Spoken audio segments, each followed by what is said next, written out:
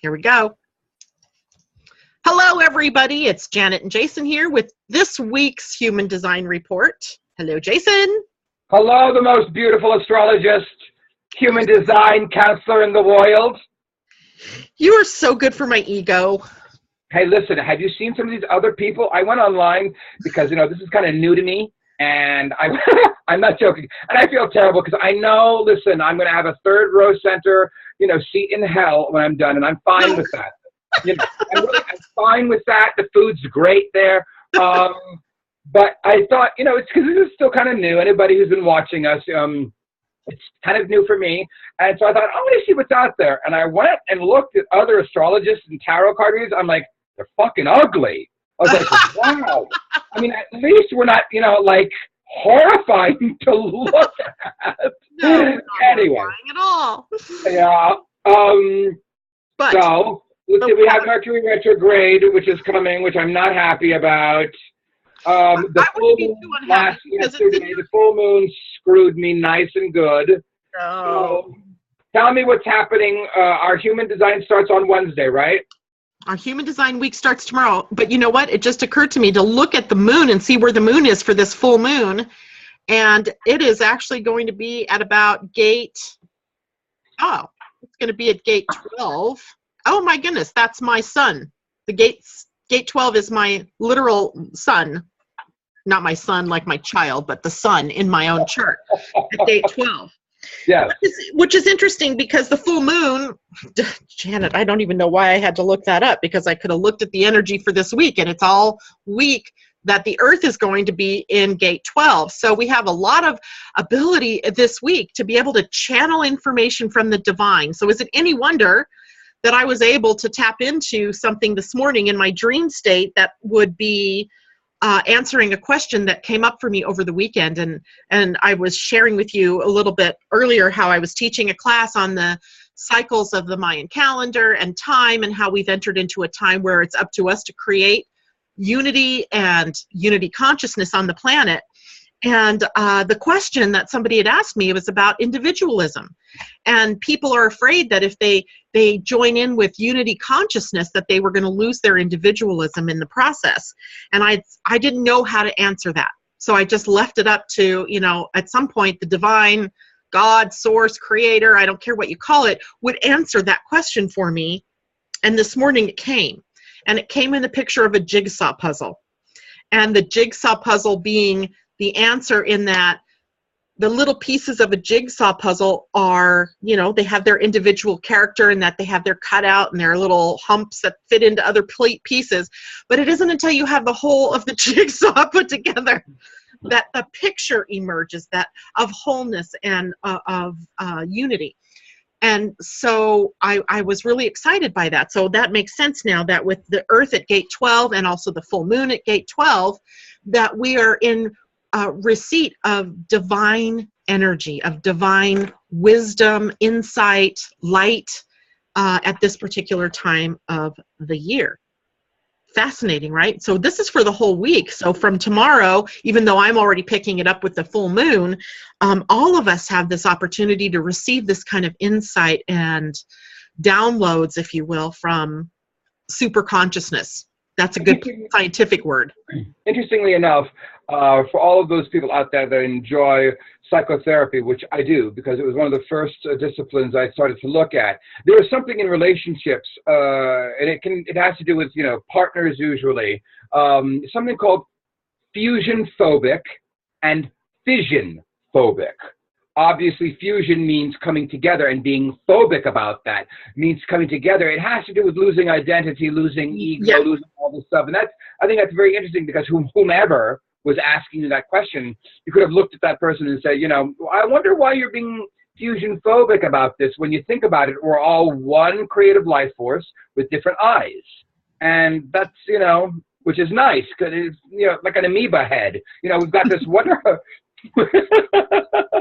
I know. What can I tell you? It's been a fucked up week, and it's only Tuesday that we're recording this for everybody. But anywho, I was having a shitty poo caca day yesterday, and thank God, for my blue-eyed goddess who I was texting with, and she was like, well, Jason, the moon has to do with the Ten of Swords, and I would love to show everybody. Do you have to put me in a certain screen to do that? I'm going to. Hold on. Okay. Let me change the screen really quick so everybody can see this card in all its horrible glory.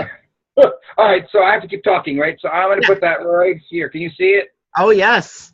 It's a Ten of Swords. Now, does that look fun? No, Not frankly, so much. I mean, you've got this man, and he is literally being levitated in the air, and these swords are going through him. And the name of this card is Delusion. And I was listening to what you were saying about it, and one of the wonderful things about delusion is that you get the opportunity to come through it. I could not sleep at all on Sunday night. I had insomnia, which is not like me. I'm usually able to, meditate, masturbate, do all that, and wall out and go to sleep. Couldn't sleep on Sunday. Now, I didn't know that it was a full moon.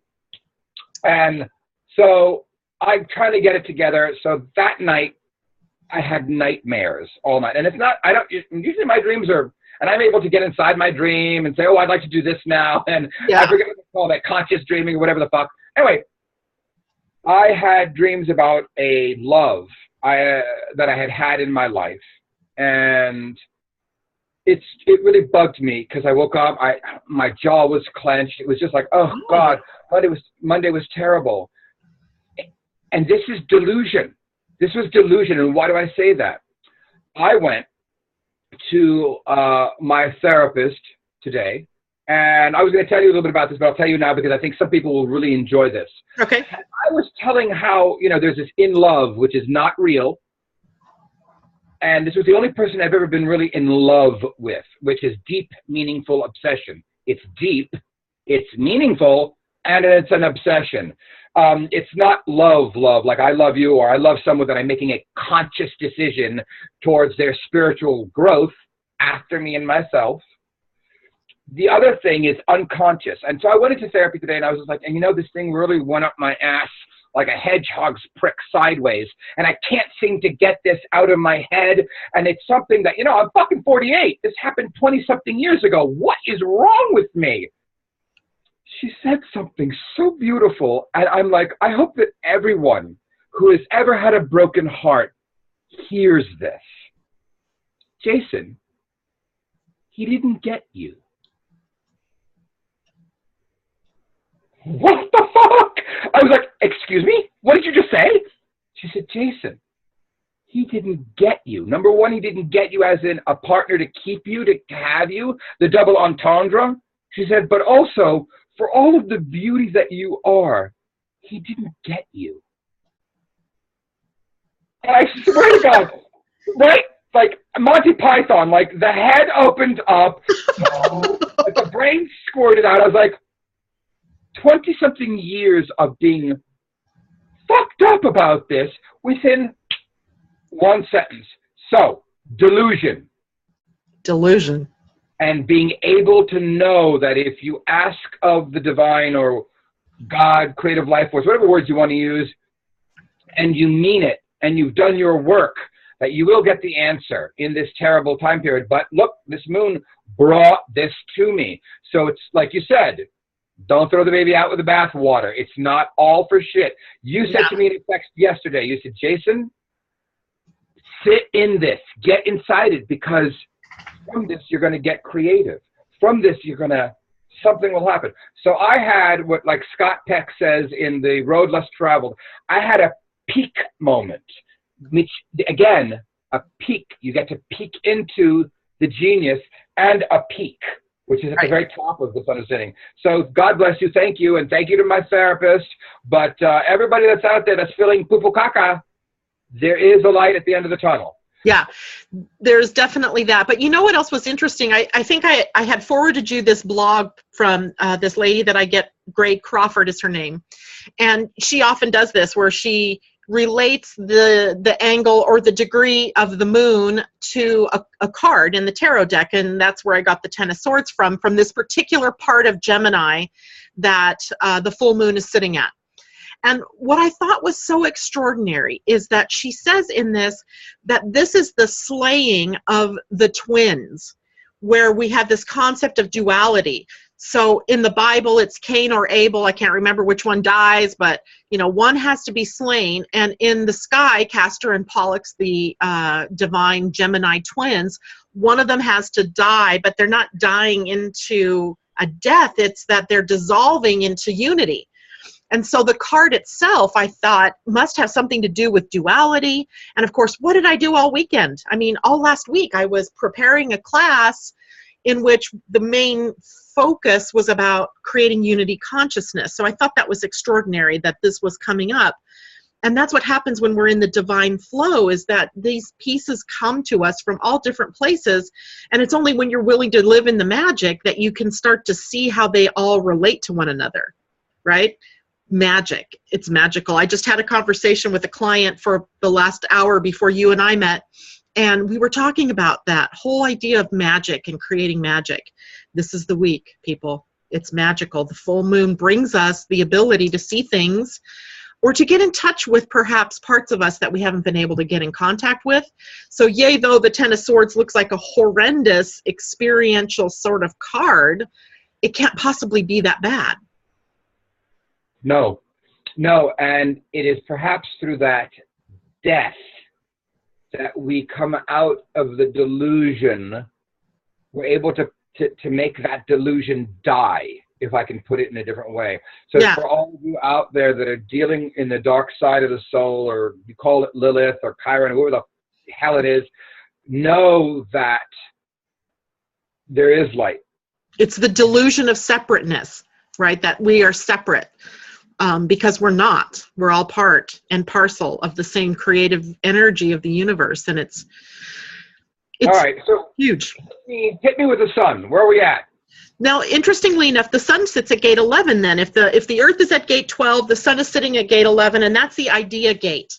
So, in this, Karen Curry, the lady who I've learned human design from, she talks about gate 11 being people who have ideas. We all have ideas, but the people who have gate 11, they can go down to a lake and they can come back with a whole lake full of ideas rather than just one or two things. So I think being in contact with the super consciousness and that of the universal energies flows a lot of idea energy toward us. The caution with gate 11 is that you only act on those ideas that are really in alignment with your type and your strategy. In other words, sometimes ideas are meant for you to share with someone else, not to act on them all on your own. So the caution here is, only act on those ideas that are really truly yours, that are really truly meant for you. But know that you're likely going to have access to a lot of ideas, a lot of stuff coming up too. I get it. I mean, again, this is where my sun and earth sit, 12 and 11, 11 and 12 and 11, instead of 11 and 12. Recap for me, Miss 10, 11, 12 hike. Recap for me again. The sun is at gate 11, which is generally called the what gate? The gate of ideas. Gate of ideas. Mm-hmm. Awesome. Okay. Yeah. And with the earth at gate 12. Oh, the lovers. What kind of lovers? Hold on, I'm going to make you in, I got to put you in gallery view so that we can see it. Oh, Lordy, it's a good thing I don't have epilepsy. Okay, these are two male lovers. Generally, when we have, as you know, in my deck, I blah, blah, blah. I have male, female, female, female, and male, male. When we have two of the same sex, it very much alludes to being gay. No, it very much alludes to loving yourself. The idea. Bring the card in a little closer, Jason, and hold it still. A little bit further back. Perfect, right there, the lovers. Nice. And you have this divine angel who's Zostic and funny and blue. These are the ideas coming to someone, and they're your ideas. Therefore, you. That's what this card is about, loving yourself, but knowing that sometimes, like you said, sometimes these ideas are not for everybody else. This is a personal love card.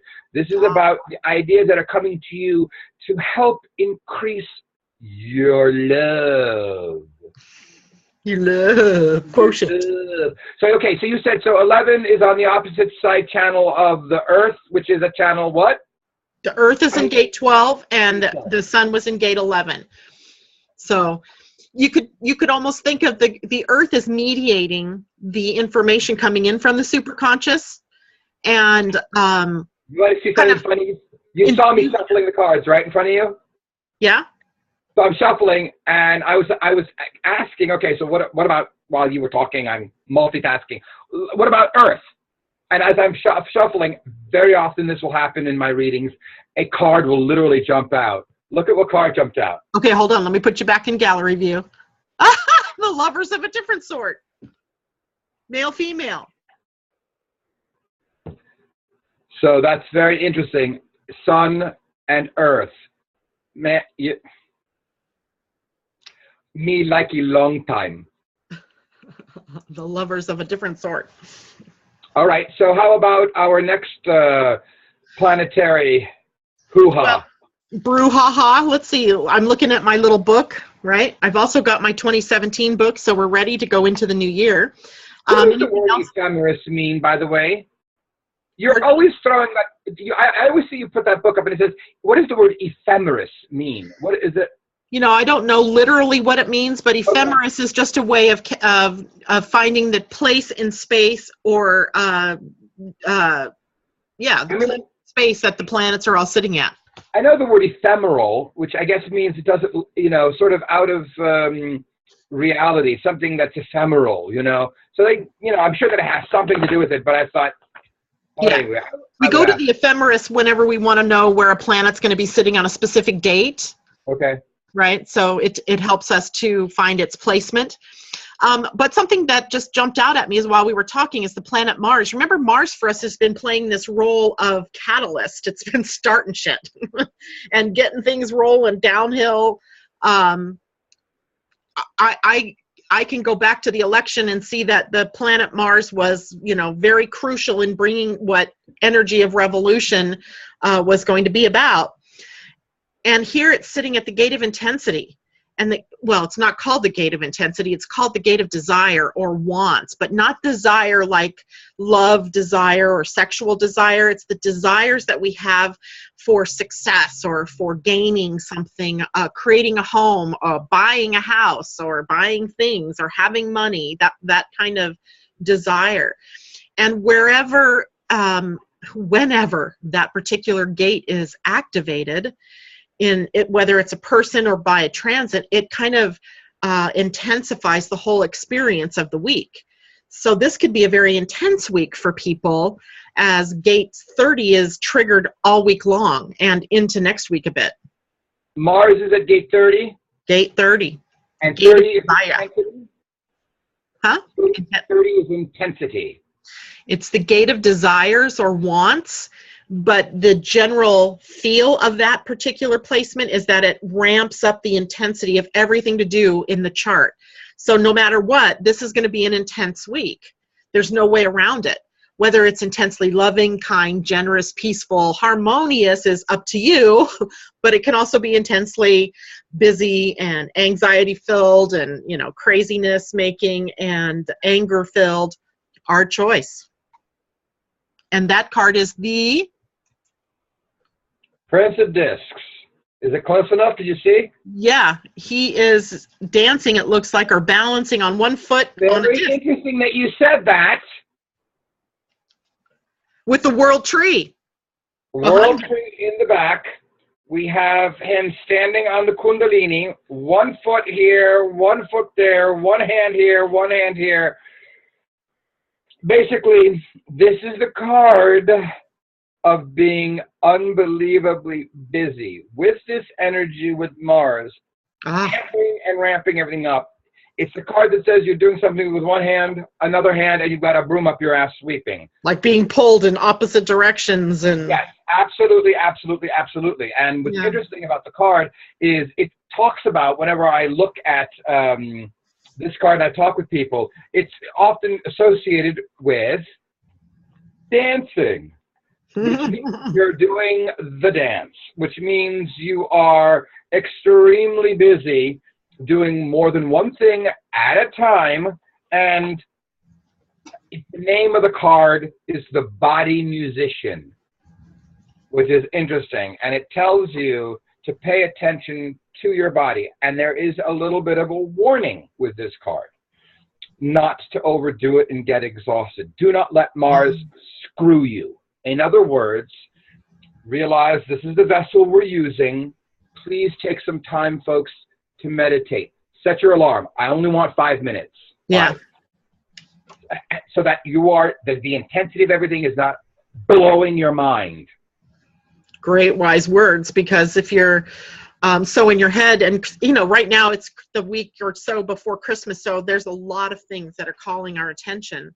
I am trying so hard to get on board with you with this whole, we are where we are with this president-elect. We all have to be positive. I, in my insomniatic moment, came across on my Facebook a clip by Rachel Murdoch. You know who I'm talking about? Yes. She is the very astute, well-spoken, eloquent, intelligent lady who is on CNN. Rachel Maddow. Maddow, sorry. Yeah. Very intelligent, lesbian, devout lesbian. And I'll tell you something. She was going to do a show on X, Y, and Z, and then the Washington Post broke a story right before she went on. And I have to tell you, it made me sad. Oh.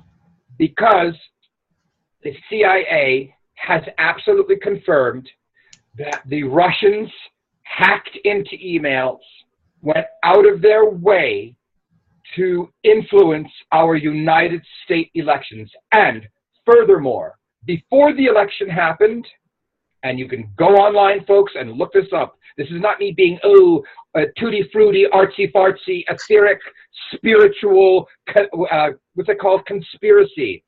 Before the election, a secret panel of important people from the Senate and from the House were gathered to be told this information about how the election was being influenced, being hacked by Russians to sway the election towards Trump, because they wanted Trump to win. And I thought, 3 words, what the fuck? Bleep. So, I like I said, I'm not a conspiracy person. I really am very pragmatic, Capricorn, left side brained, as much as I'm artsy and all that. This Mercury thing, the intensity, I don't know what to say. The fact that these leaders didn't stop and say, wait a minute, we better look at this election. We better say something about this. And by the way, the Democrats wanted to say something about this, and the Republicans said, no, we're fine. We don't have to say anything about this. So, against the backdrop of, some people may be seeing my Mayan calendar board here in the background, which is a whole big subject in and of itself. But against the backdrop of the energies of creation and the evolution of consciousness that we're seeing as it was told through that particular mythology, what we're seeing is the decline of the West. And that is all a part of our becoming more equivalent between East and West hemispheres of the brain, between the East and West hemispheres of the world. And the fact is, the West will not be a superpower after, I don't know how long it's going to take, but it seems like it's pretty much speeding up right now. And it's not a bad thing, right? People are scrabbling, trying to hold on to the greatness that they seem to remember America being. And they've got their greatness mixed up in all of this idea of our being a superpower and, having a golden age, if you will, of domination. Well, domination has lost its, golden touch, and we're seeing the scales even out, especially with the rise of China and, the Asian nations and so forth. So everybody should be prepared that this is happening. that things are moving into a balance. It's not that we're losing anything. If anything, reframe that and look at it as we are gaining equality. We are gaining a balance and an equanimity, because the product that all of this is leading us to is a golden age. We can't have a golden age with separation. We can't have a golden age with a 1% making billionaires and the rest of everybody, scrabbling to survive. It just can't happen. But there are people still on this planet, and they mostly voted for Trump, and they're the ones that really would like to see us return to a time of that American dominance. And make America great. Yeah. Again. As if we lost greatness. I mean, what does it mean to be great? Well, I think we have to redefine what that means for us, by the way. I think we have to start looking at greatness might depend on how we treat our weakest links. Our children, our women, our environment. Sing it, honey. Sing it, honey. Sing it. Yes. You don't get me going, because we could go on for 2 hours. That was a 3-hour class, and I could have gone on and on still. Well, then let me keep you on track. Talk to me about my favorite tits of Venus. Venus, darling. Oh, wow. She's in the gate of fight. No, that's Mercury. Let's not talk about the gate of fight. Take two. Mercury's in the gate of fight. Talk to me about Venus, though. Well, Venus is in a place of interesting places, too. She's in gate 19, which is the gate of sensitivity. So, the gate of sensitivity is something that draws us to get in alignment with nature, to get in alignment with cycles and the natural order of the universe, if you will, or the natural order of the planet. So, it's not too surprising then that we see a lot of things in the news right now about environmental sort of energies. The EPA guy that just got nominated, and he's probably going to trash the earth, and that, all that rhetoric that's going on right now. Oh. But ultimately, it's about us all becoming much more sensitive to and living in balance with the planet that is under our feet and that supports us. And in that, then, we are also very emotionally sensitive with Venus here to one another, right? So watch what you say to people and how you say things to people. Don't give them dirty looks and expect them to, react with, loving goo-goo eyes back. People are going to receive you in through very sensitive fields right now. So be very aware of how you say what you say and how you do what you do. And whoa, let me get back to gallery view so everybody can see that card. That is which card? The Sun? Beautiful. The Sun gives us warmth. I'm going to put it back here so you can see. Can you describe to me, Madame, what is happening in this card? Obviously, you see the Sun. I see the Sun. It's like the head of this body. Can you see what's happening? Yeah, and I see as above, so below. And as within, so without. So sort of a mirror image of everything that's going on. And what are the hands doing? They appear to be holding something. Hugging. Warmth. Try not to shit on each other this week. Definitely don't. Show each other some sensitivity. Show each other some warmth. Show each other some love if you can. Because I want to tell you, putting that Mars with intensity and all the other stuff we just talked about up against each other, it could be very easy to, during this time of shopping, I mean, I have to tell you, all right, I know we're going on today, we're having a lot of blah, blah, but... This is good. This is juicy stuff. Yesterday, I feel terrible. Okay, a girlfriend of mine had hired me, if anybody looks on the Facebook stuff that we do, had hired me to do one of the things I told that everybody knows I do feng shui and I do interior design. And very often during the holidays, I will have high-end clients that hire me to do their decorations. So one of the patrons, one of my clients asked me to do the decorations, and I always try and be thrifty, but get the most bang for my buck. And I know certain dollar stores that have excellently produced ornaments for $1. And I charge a percentage on top of anything that I do, so I might as well, you know, pass that savings on to my Get the client. best bang for your buck. So I'm in, oh my God, you're going to love this. So I'm in this dollar store, and it happened to be run by a Hindu lady, an Indian lady, and there was a Latina, a hot, fiery, 5'2", somewhat too self-entitled, aggressive. I don't know, she ate the wrong chimichanga.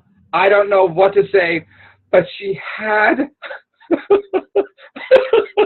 she had a fucking meltdown. And what was hysterical was it was watching these two very different socialized backgrounds, this fiery Latina and then this sort of Buddhistic bing bang bang woman who was very, you know, sort of calm. And this Spanish woman flipped. It was like the straw that broke the camel's back. And I mean, cursing? I actually was me, you know, my fucking mouth. I sat back and I was impressed. This woman went off, and it was so wonderful because the Hindu woman said, I don't understand a thing you're saying. Oh, that's so wonderful. And it was like throwing gasoline on top of this fiery Latina. She cursed her in every language. It was every foul-mouthed thing. I mean, she talked about her mother and this and that. She goes, I don't understand what you're saying. It was, oh my God, I almost peed on myself. So anyway, okay, so sensitivity. People, please be nice during the shopping period. Don't, you know. Know that it's there. If things, you know, the good can be intensified, but any confrontational energies can also be intensified. So try to keep your cool. Try to remember we love one another. That everybody's out there busy and, you know, got lots of things on their minds and things to do. And who's next on our hit parade? Yeah. What? Is it Mercury? Who's next on our hit parade? We did Mars, we did the Earth, we did the Sun, we did Venus. Who else? I think we're okay. You know, I do want to just throw out there one last time before we close for today that of the planet Saturn, because Saturn's also playing deeply in this full moon time period. And remember, I think a couple weeks ago when we did the previous human design report, we were talking about the word of integrity. And here we have now Saturn having moved directly into the gate of integrity, where it will spend a good deal of time as it goes retrograde at that gate, and will stick in gate 26 for a while. So integrity, being true to oneself, not necessarily to a moral code or a cultural code, but being true to yourself and aligning yourself with your good and aligning yourself with what's right for you, what's correct for you, what feels good to you. And that's going to go a long way to maintaining your happiness, to maintaining your equanimity, let's say. This was Jupiter, not Saturn, right? Saturn is at the state. Jupiter's at the gate of the psychic, right? Psychic energy being high right now. Intuition, you know, listening to your gut. Don't go down the dark alley if you don't have to go down the dark alley. Maintaining that, you know, knowingness. Being in tune with it, not necessarily poo-pooing your intuition because it could be a bad thing. But the main energy I really, you know, want to close with is that of integrity, because it's so important. We're moving into Capricorn energy here after we get through Christmas, or after we get through the winter solstice. You say that with a shitty face. You're like, ooh. No, I did not. You're making that up. Yeah, well, everybody's going to watch and see what you said. You said Capricorn. You went, we're moving into Capricorn.